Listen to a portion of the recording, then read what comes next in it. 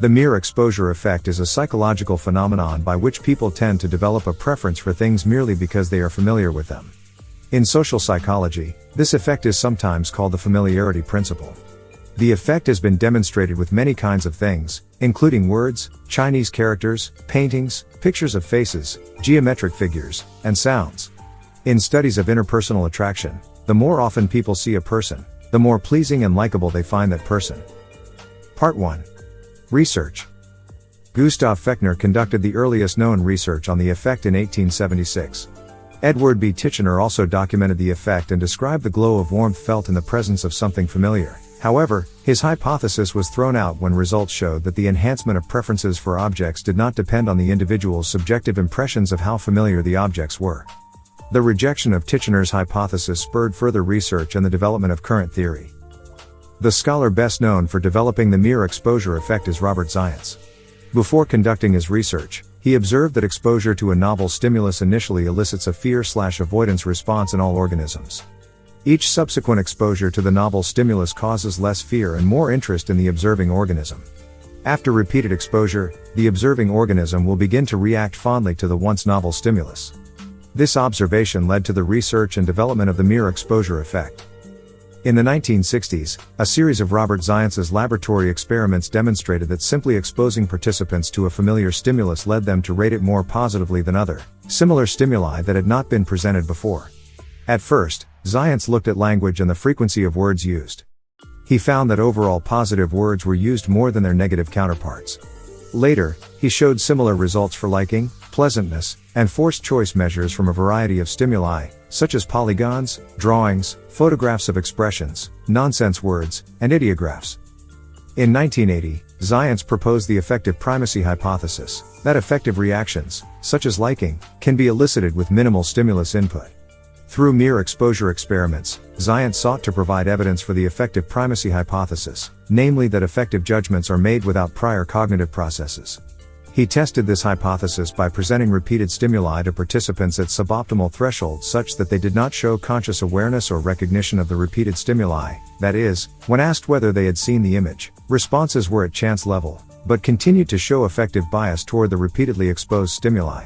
Zajonc compared results from primes exposed longer, which allowed for conscious awareness, to stimuli shown so briefly that participants did not show conscious awareness. He found that the primes shown more briefly and not recognized prompted faster responses for liking than primes shown at conscious levels. One experiment to test the mere exposure effect used fertile chicken eggs. Tones of two different frequencies were played to different groups of chicks while they were still unhatched. Once hatched, each tone was played to both groups of chicks. Each set of chicks consistently chose the tone prenatally played to it. Another experiment exposed two groups of people to Chinese characters for short times. Participants were then told that these symbols represented adjectives and were asked to rate whether the symbols held positive or negative connotations. The symbols the participants had previously seen were consistently rated more positively than those they had not. In a similar experiment, people were not asked to rate the connotations of the symbols, but to describe their mood after the experiment. Members of the group with repeated exposure to certain characters reported being in better moods than those without. In yet another variation, participants were shown an image on a tachistoscope for a very brief duration that could not be perceived consciously. This subliminal exposure produced the same effect, though it is important to note that subliminal effects are unlikely to occur without controlled laboratory conditions. According to Zajonc, the mere exposure effect is capable of taking place without conscious cognition, and preferences need no inferences. This claim has spurred much research in the relationship between cognition and effect. Zajonc explains that if preferences or attitudes were based merely on information units with effect attached to them, then persuasion would be fairly simple. He argues that this is not the case. Such simple persuasion tactics have failed miserably. Zajonc states that affective responses to stimuli happen much more quickly than cognitive responses, and that these responses are often made with much more confidence. He states that thought and feeling are distinct, and that cognition is not free from effect, nor is effect free of cognition. That the form of experience that we came to call feeling accompanies all cognitions, that it arises early in the process of registration and retrieval, albeit weakly and vaguely, and that it derives from a parallel, separate, and partly independent system in the organism. According to Zajonc, there is no empirical proof that cognition precedes any form of decision-making. While this is a common assumption, Zajonc argues it is more likely that decisions are made with little to no cognition. He equates deciding upon something with liking it, meaning that we cognize reasons to rationalize a decision more often than deciding upon it. In other words, we make judgments first, and then seek to justify them by rationalization. Charles Goetzinger conducted an experiment using the mere exposure effect on his class at Oregon State University. Goetzinger had a student come to class in a large black bag with only his feet visible. The black bag sat on a table in the back of the classroom. Goetzinger's experiment was to observe if the students would treat the black bag in accordance to Zientz's mere exposure effect. His hypothesis was confirmed. The students in the class first treated the black bag with hostility, which over time turned into curiosity, and eventually friendship.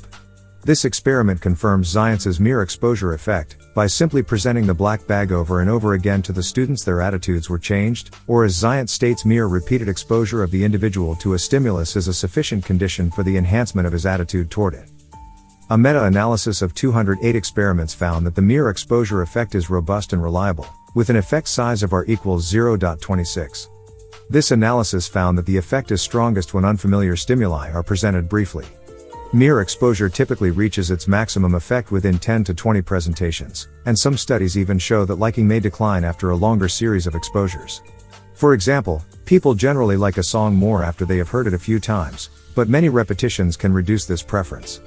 A delay between exposure and the measurement of liking actually tends to increase the strength of the effect. The effect is weaker on children, and for drawings and paintings as compared to other types of stimuli. One social psychology experiment showed that exposure to people we initially dislike makes us dislike them even more. In support of Zientz's claim that effect does not need cognition to occur, Zola Morgan conducted experiments on monkeys with lesions to the amygdala, the brain structure that is responsive to affective stimuli.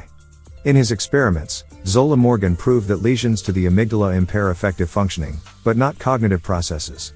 However, lesions in the hippocampus, the brain structure responsible for memory, impair cognitive functions but leave emotional responses fully functional.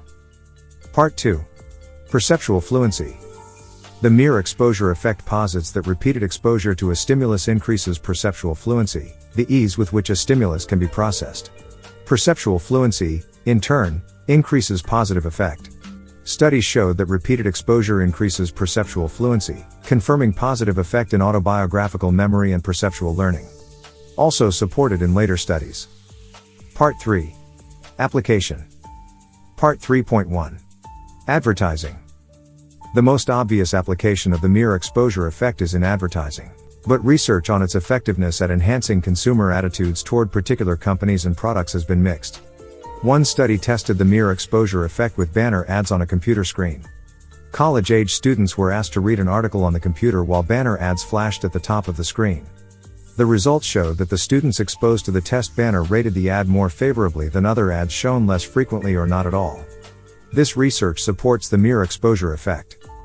A different study showed that higher levels of media exposure are associated with lower reputations for companies, even when the exposure is mostly positive. A subsequent review of the research concluded that exposure leads to ambivalence because it brings about a large number of associations, which tend to be both favorable and unfavorable. Exposure is most likely to be helpful when a company or product is new and unfamiliar to consumers.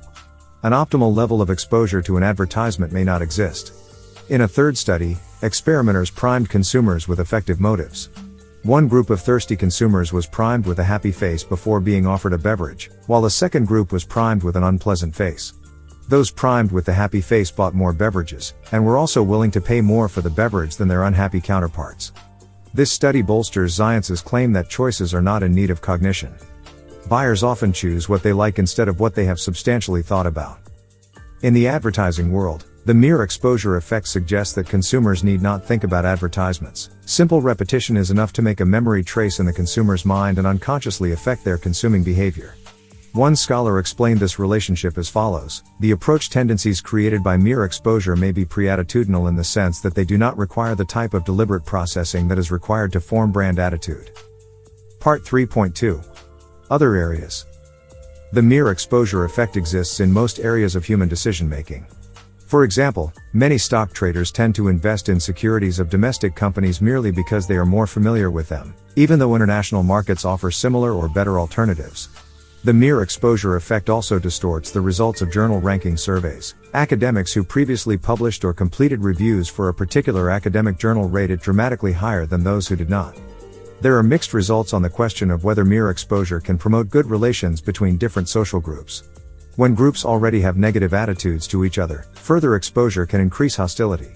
A statistical analysis of voting patterns found that candidates' exposure has a strong effect on the number of votes they receive, distinct from the popularity of their policies. The end.